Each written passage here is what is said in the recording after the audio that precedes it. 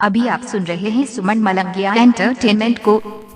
DJ Suman Malangiya, DJ Sumit Satish, DJ Sumit Satish, DJ Sumit Satish, रेमा रेमा।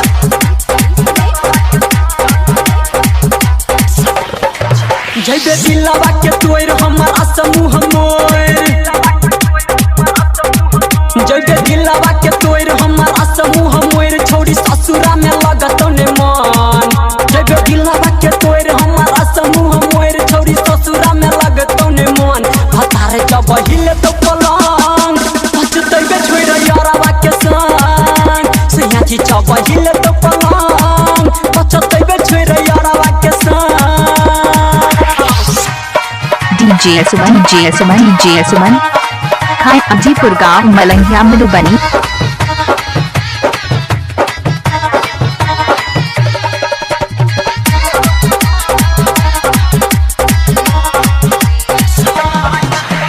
मन है तो ससुरा से भाग नहीं हर के, साइला बुझत छोड़ जिंदगी जहर के।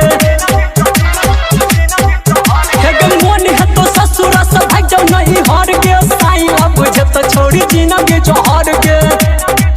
जब खोलतोगे सारी मन हेत दिए गाड़ी,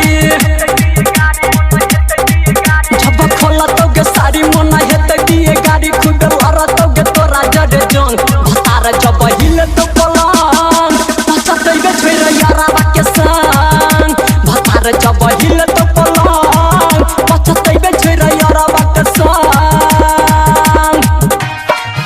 डीजे सुमन दीवाना खाए अजीपुर गाँव Malangiya Madhubani. DJ Sumit Satish, DJ Sumit Satish, DJ Sumit Satish, रेमा रेमा।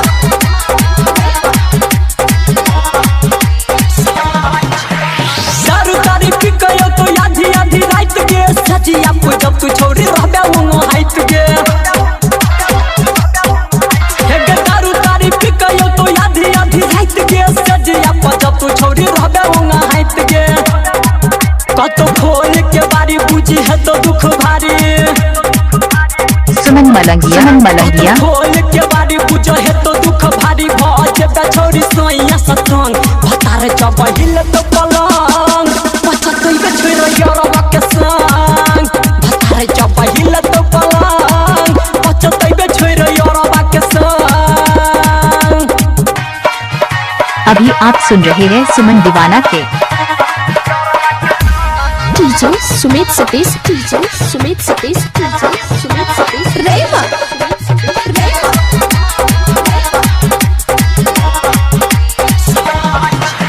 सुत उठ मजा पर तो छोड़ी पर तोन के, रात भर के थाका रहबे देखत तो या लंग गे।